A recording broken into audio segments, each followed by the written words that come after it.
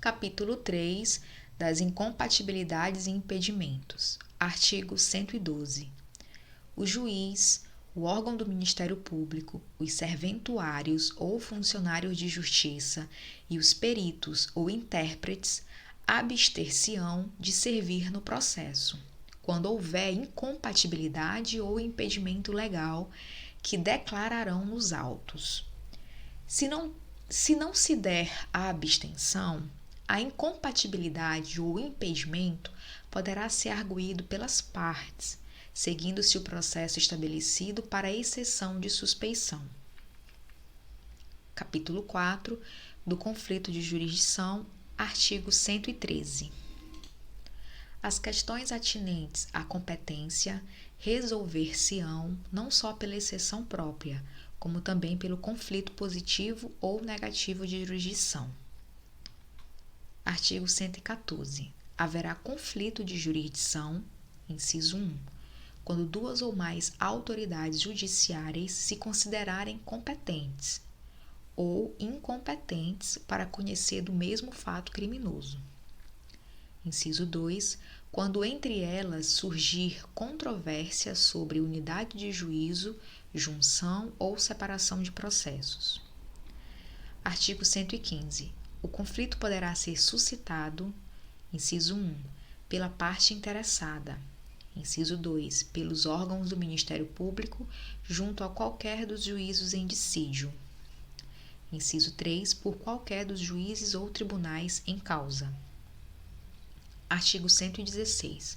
Os juízes e tribunais, sob a forma de representação, e a parte interessada, sob a de requerimento, darão parte escrita e circunstanciada do conflito perante o tribunal competente, expondo os fundamentos e juntando os documentos comprobatórios. Parágrafo 1º. Quando negativo o conflito, os juízes e tribunais poderão suscitá-lo nos próprios autos do processo. Parágrafo 2º. Distribuído o feito, se o conflito for positivo, o relator poderá determinar imediatamente que se suspenda o andamento do processo. Parágrafo 3º.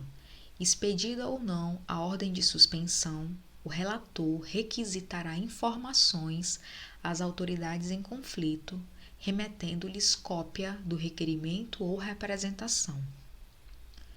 Parágrafo 4º. As informações serão prestadas no prazo marcado pelo relator. Parágrafo 5º. Recebidas as informações e depois de ouvido o procurador-geral, o conflito será decidido na primeira sessão, salvo se a instrução do feito depender de diligência. Parágrafo 6º.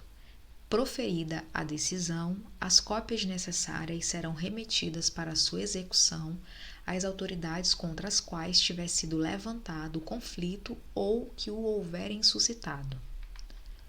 Artigo 117. O Supremo Tribunal Federal, mediante a avocatória, restabelecerá a sua jurisdição, sempre que exercida por qualquer dos juízes ou tribunais inferiores. Capítulo 5 da restituição das coisas apreendidas. Artigo 118. Antes de transitar em julgado a sentença final, as coisas apreendidas não poderão ser restituídas enquanto interessarem ao processo. Artigo 119. As coisas a que se refere os artigos 74 e 100 do Código Penal não poderão ser restituídas, mesmo depois de transitar em julgado a sentença final, salvo se pertencerem ao lesado ou ao terceiro de boa-fé. Artigo 120. A restituição, quando cabível, poderá ser ordenada pela autoridade policial ou juiz, mediante termo nos autos, desde que não exista dúvida quanto ao direito do reclamante. Parágrafo 1º.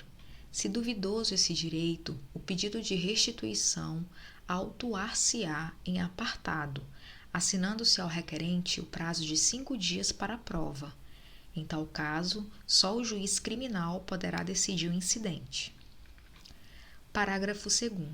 O incidente autuar-se-á também em apartado, e só a autoridade judicial o resolverá, se as coisas forem apreendidas em poder de terceiro de boa-fé, que será intimado para alegar e provar o seu direito, em prazo igual e sucessivo ao do reclamante, tendo um e outro 2 dias para razoar. Parágrafo 3º. Sobre o pedido de restituição, será sempre ouvido o Ministério Público. Parágrafo 4º. Em caso de dúvida sobre quem seja o verdadeiro dono, o juiz remeterá as partes para o juízo cível, ordenando o depósito das coisas em mãos de depositário ou do próprio terceiro que as detinha, se for pessoa idônea. Parágrafo 5º. Tratando-se de coisas facilmente deterioráveis, serão avaliadas e levadas a leilão público, depositando-se o dinheiro apurado ou entregues ao terceiro que as detinha, se este for pessoa idônea e assinar termo de responsabilidade. Artigo 121.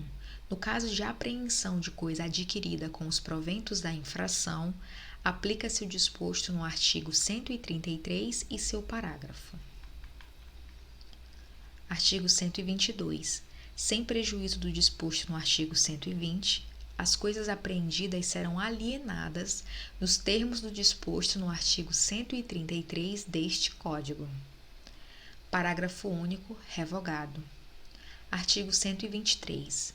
Fora dos casos previstos nos artigos anteriores, se dentro no prazo de 90 dias a contar da data em que transitar em julgado a sentença final, condenatória ou absolutória, os objetos apreendidos não forem reclamados ou não pertencerem ao réu, serão vendidos em leilão, depositando-se o saldo à disposição do juízo de ausentes. Artigo 124. Os instrumentos do crime, cuja perda em favor da União for decretada, e as coisas confiscadas, de acordo com o disposto no artigo 100 do Código Penal, serão inutilizados ou recolhidos a museu criminal, se houver interesse na sua conservação. Artigo 124-A. Na hipótese de decretação de perdimento de obras de arte ou de outros bens de relevante valor cultural ou artístico, se o crime não tiver vítima determinada, poderá haver destinação dos bens a museus públicos. Se você assistiu esse vídeo até aqui e gostou do nosso conteúdo, deixe o seu like e inscreva-se no canal.